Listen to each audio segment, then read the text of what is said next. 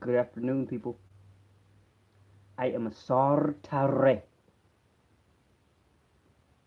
executor to keep O'Brien's stocks, expressly reserving all liberties, a man, living being, indigenous to this land, aboriginal, expressly reserving all liberties,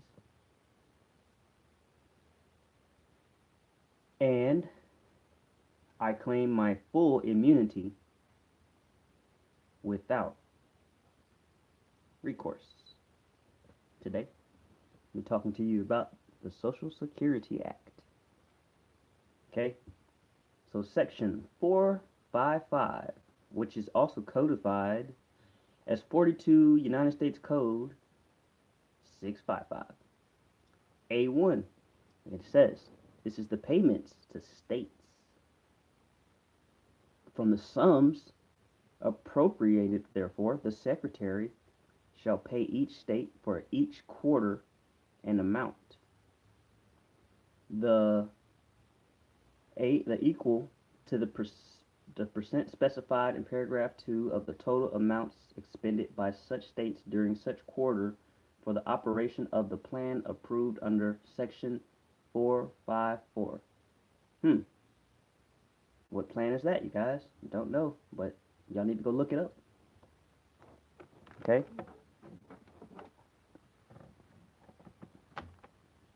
All right.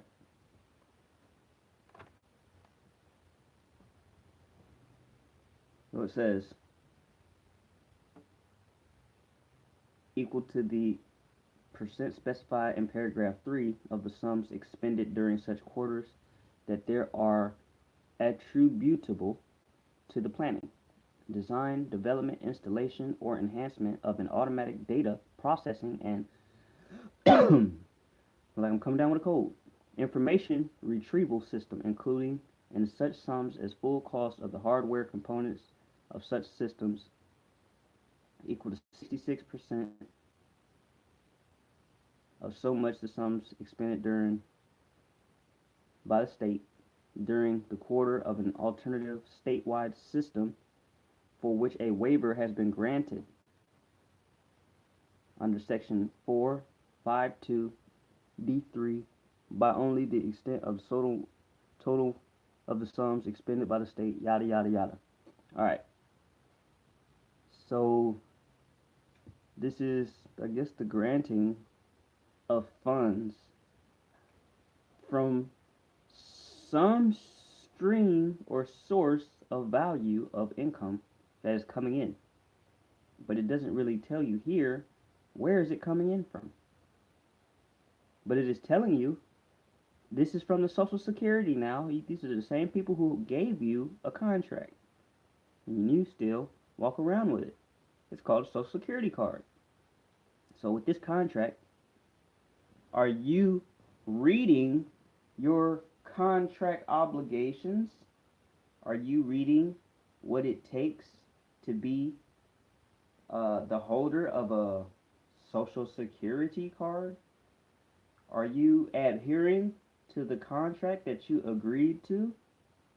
Okay? You need to learn the rules. What are the rules? The rules are codified in the Code of Federal 31 CFR 363.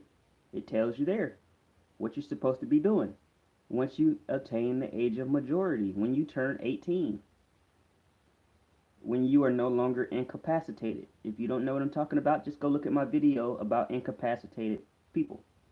Are you an incapacitated person? Okay? If you don't know what that is, just look at my video. It explains it to you. Straight from the law. Alright? Chances are you are an incapacitated person. Because if you were not incapacitated, you would know what it means. And also, if you were not incapacitated in law, then you would also know exactly what that means. Because guess what? That is a very simple thing to find out.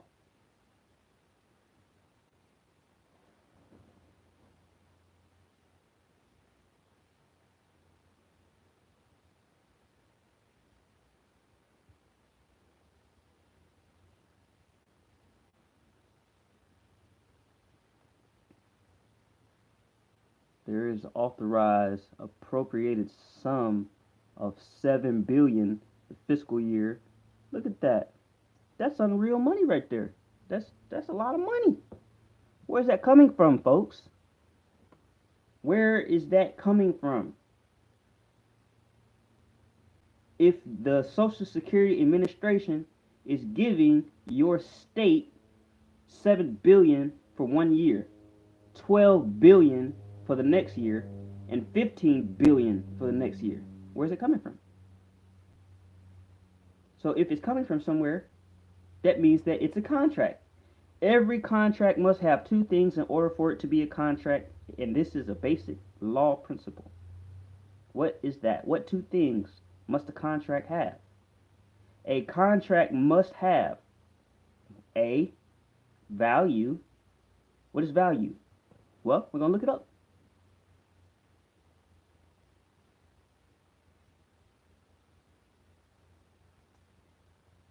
We shall look it up, folks.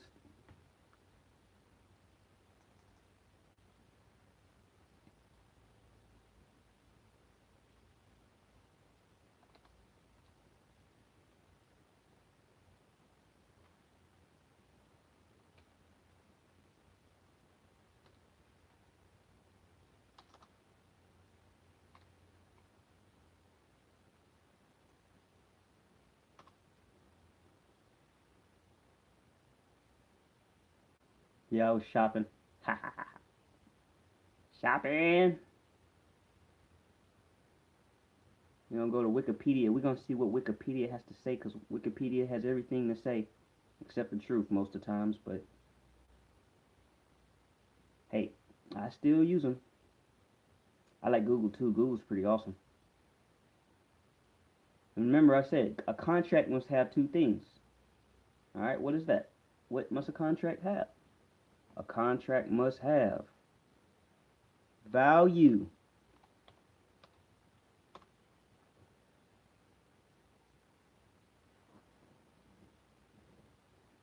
Value. What is value? Value is, it may be described as treating actions themselves as abstract objects, putting value to them. Expands to the notion value beyond that of ethics, but limited to Western sources. Let me see what it has to say. Value economics, a measure of the benefit that may be gained from goods or services, right? I like that one.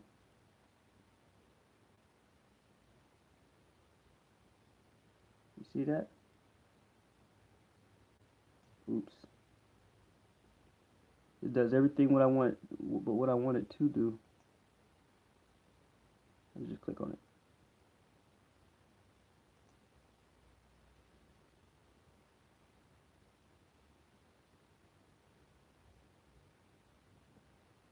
Economic value is a measure of the benefit provided by goods or service or economic agent. It is generally measured relative to units of currency. Generally, that doesn't mean it always is. And the interpretation is therefore what is the maximum amount of money for a specific actor is willing and able to pay for the good or service. Among the competing schools of economic theory, there are different values and different theories of value. Economic value is not the same as market price, nor is economic value the same thing as market value. If a consumer is willing to buy a good, it implies that the consumer places a higher value on the good than the marketplace. The difference between the value to the consumer is the marketplace price, called consumer surplus. It is easy to see situations that our actual value is considerably large than the market price purchase of drinking water is one example. You see? So that's value. All right? You must have two things in order for you to to have a contract. The second thing you must have in order for a contract to to be a lawful contract is consideration. You have to have these two things in order for it to be a contract. If there is no consideration, there's no contract. I don't care if there's value given, it ain't a contract. And if there's no contract, if there's no value, it's just consideration. There ain't no contract. So what is consideration?